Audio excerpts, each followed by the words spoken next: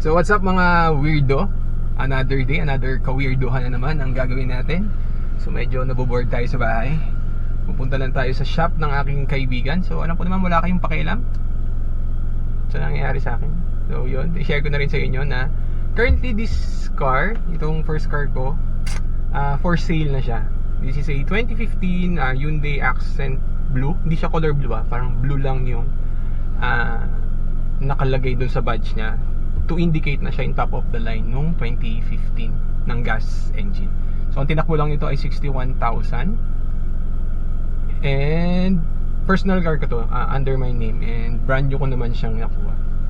So yun, kaya ako naman siya binibenta since dalawa naman yung magagamit ko sa sasakyan dito sa bahay. Parang hindi na siya practical kasi nandalawa-dalawa pa yung sasakyan na gagamitin ko. Plus, susubukan din naman natin na mag-buy and sell ng sasakyan.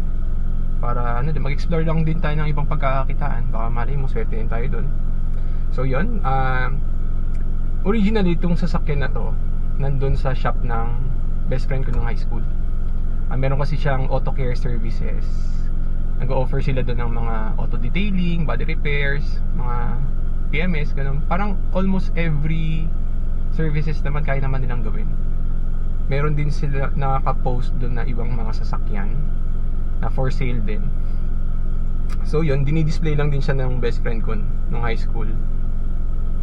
Sinasama niya lang doon para if ever na may magkagusto habang wala ako, kasi yung work kasi natin most of the time out of town tayo eh. So yun, sinasabay niya lang i-display doon sa kanya. So iniiwan ko na lang doon. So pagka ikaw na nakakanood itong video ko, baka gusto mong bilhin yung sasakyan, pwede ka naman mag-PM sa akin.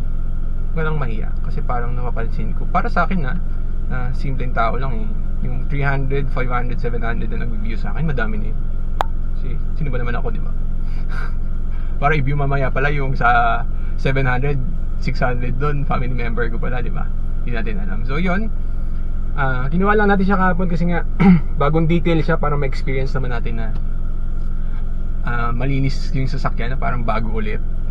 Bago man na siya mabenta, baka kasi mamaya next week mabenta na tong sasakyan.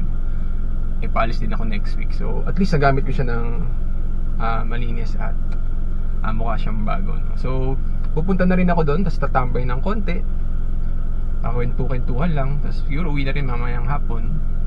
Shoutout ko na rin yung kaibigan ko na yun, si Justin Roy Dili. Tapos yung shop niya na RJDM Auto Care Services and yung Rax Auto Deal, ilalagay ko din siya dito sa video. So kita-kita na lang tayo doon, kita-kits tayo doon para ipakita ko din sa inyo yung shop niya, tsaka yung mga naka-display. If ever na hindi ako mahiya na mag-video doon, syempre madaming tao eh. Yun lang, maraming salamat, kita-kits tayo mamaya.